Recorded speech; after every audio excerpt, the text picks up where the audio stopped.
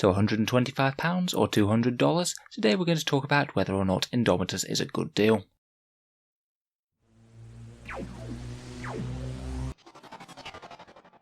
Hello and welcome back to Auspex Tactics, the strategy focused 40k channel, where we're all about getting the most out of our miniatures on the tabletop, and also getting the most miniatures on the tabletop for the cheapest possible. Now the price of Indomitus has been a long awaited announcement. Earlier in the week it seemed that we had the US price in dollars confirmed, but now I've had a few people tell me that £125 is the likely price in the UK. It also appears to have been leaked on the Bolter and Chainsword as well.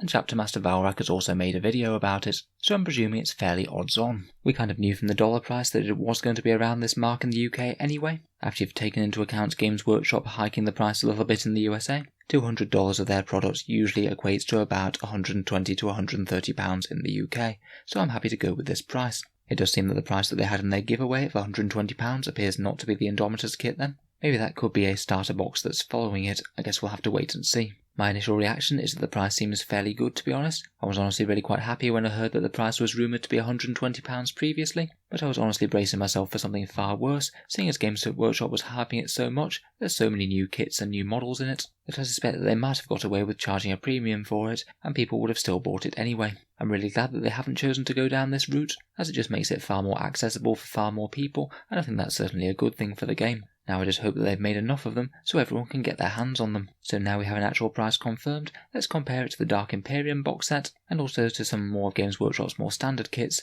just to see where it fits in value-wise for Games Workshop's products. So we're now all fairly familiar with the Indomitus contents. On the Necron side we've got a Scorpec Lord, a Necron Overlord, a Royal Warden, that Immortal-like character, the Plasmance that you see here, and his Cryptothral Murder Bucket bodyguards. A mighty 20 phalanx of Necron warriors, 3 Scorpec destroyers and their plasma sight, 6 Scarab swarms, and a Canoptic reanimator. On the Space Marine side, we've got a Captain Lieutenant with storm shields, a Chaplain and a Judiciar, 3 Blade Guard veterans, a Blade Guard ancient, 10 Assault Intercessors, 3 Eradicators, and 3 Outriders. There's a number of different ways that you can weigh up the value of a model kit. In general, things seem to be a bit more valuable to people, either if you just get a lot of plastic and cool new kits, but it's a little bit hard to weigh up when you've got so many kits in each box, as to which one comes out on top. One way that we can look at it is just looking purely at the number of miniatures in the box, which I think is an important thing to look at, but on the other hand I think the points cost is actually really quite a good indicator of how much value you get in the box. Numbers of miniatures could be expanded very high if you just include some horde elements, such as the Death Guard Poxwalkers from the Dark Imperium box, whereas points tend to go up if you've got bigger things like vehicles or more elite units, and also more characters in the box. While Indomitus and Dark Imperium aren't so far away in terms of miniature contents, I do feel like most of the kits in the Indomitus box are slightly bigger, and there's also some more characters. For example, from the non-Imperial side, in the Death Guard box you get 20 Poxwalkers, where on the Necron side you get 20 Necron Warriors, who are far more of a core troops choice than a cheap chaff unit. You also get far more characters in the Indomitus box. You get 5 Space Marine characters and 4 Necron ones, which is better on both sides than Dark Imperium was. In terms of points cost though, we know the points cost for the Marines from Indomitus. They cost pretty much exactly 1,000 points, and the Necrons are rumoured to be 983. So for once the points cost of the forces seems to be reasonably well balanced. Though that's not necessarily to say that the two forces are balanced forces, it does look like the Marines are going to be a little bit stronger from the get-go, particularly units like their Eradicators seem incredibly strong point for point indeed. On the Dark Imperium side, you've got 630 points of Death Guard and 765 points of Primaris, although we do need to account for the points rise that will be happening in 9th edition. Bear in mind through all this as well, that Dark Imperium does cost significantly less than Indomitus. Dark Imperium was £95 or $160, where Indomitus is $125 or $200.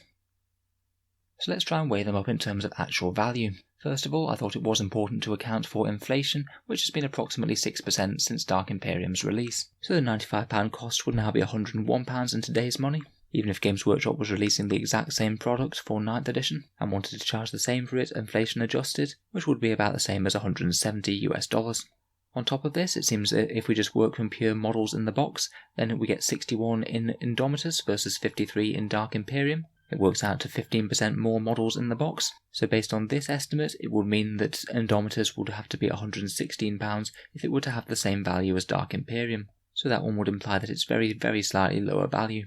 If we go through the points in the box metric, this one is still going to be a bit of an estimate, seeing as we don't know the new points for any units in 9th edition, so just as a rule of thumb, I've assumed that the Dark Imperium boxes will go up by about 15% in points cost compared with previous, which seems to be about par for the course based on the Space Marine leaks. This would mean in 9th edition we can expect Dark Imperium to have a rough cost of about 1600 points, which is significantly less than the Indomitus box, which we know from other leaks is 1983 points. It means that Indomitus is significantly better points-wise, and by this estimate, it implies that Indomitus and Dark Imperium would have pretty much the exact same value, at least points-wise. I do think that that's fairly representative, as it reflects the better and cooler miniatures that you get in Indomitus, at least I think, as you get more characters, more and bigger elites choices, that kind of thing. Purely from this point, in terms of miniatures, I would say that the two are very similar value, which is pretty excellent to be honest. Dark Imperium is one of the best value kits that Games Workshop has ever released in recent times, has just so much better value than virtually anything else in their range. So Indomitus being pretty much the same value as this is just really, really good news.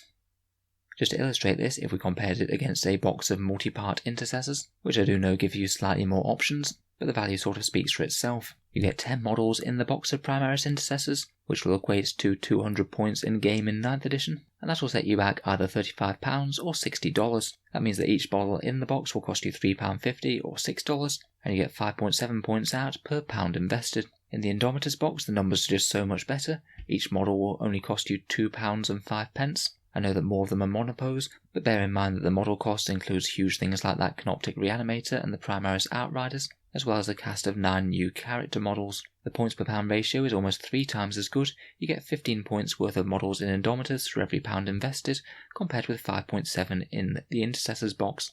I know that this isn't really something that you'd ever compare whether you want to get Intercessors or an Indomitus box, but I just wanted to highlight how much of a deal these big starter kits tend to be when compared with other models in Games Workshop's range. Of course, we haven't even taken into account the value of the core rulebook here, which we've already had confirmed is $65, so theoretically provides a third of the value in the Indomitus box, but that isn't really the case in reality. Still, it's certainly a very nice thing to have included, and certainly good if you can sell it on to someone if you already have a copy. So a few caveats with all of this then. Obviously big starter boxes are great value, but if you're looking at every single model in the box, then these comparisons have been assuming that you do want all the models in the box, or you're able to efficiently get rid of the ones that you don't want, either maybe selling one half of the miniatures on eBay, or in a local group, or agreeing to split it with somebody else. I'd bear in mind that Games Workshop will at some point likely be releasing a starter set following this, just because they typically have one available in 40k, and if Indomitus isn't going to stick around, then they'll almost certainly release one. Obviously we have no details on this whatsoever yet, and it could either be better or worse value than Indomitus, we just don't know. Finally, I'd bear in mind that you might well be able to get Indomitus for less than the £125 or $200 price by going via the discount third-party retailers such as Element Games, who I have an affiliate link to down in the description below. So if you do have any of those in your area, then it's perfectly reasonable to use them and save even more money on this already good value box. So overall, I'm really happy at the price point that Indomitus has been sold at. I think Games Workshop has done a reasonable job there, and I'm glad that we still have a similar value sort of box to Dark Imperium available at the moment. Let me know your thoughts on it down in the comments below. I'll certainly be covering any more 9th edition news and updates as we go on over the next few weeks, including a few more videos on the Indomitus box, so feel free to subscribe if you'd like to hear more. If you've been enjoying the videos on the channel, or you'd just like to say thank you for any advice with purchases, then I do have a Patreon page which is down in the video description. The channel's Patreon is what allows me to make so many 40k videos, so if you are enjoying regularly, then any support is massively appreciated. Channel patrons get to see one video early each week, they get to vote in regular polls to see what's coming next on the channel, and I'll also be giving away 3 copies of the Indomitus box, which can be going to either patrons or people on the Facebook page. So by becoming a patron, you can guarantee an entry to that giveaway. If any of that sounds good, then the Patreon link is down in the video description below. In any case, a massive thank you for listening, and I'll hope to see you guys next time.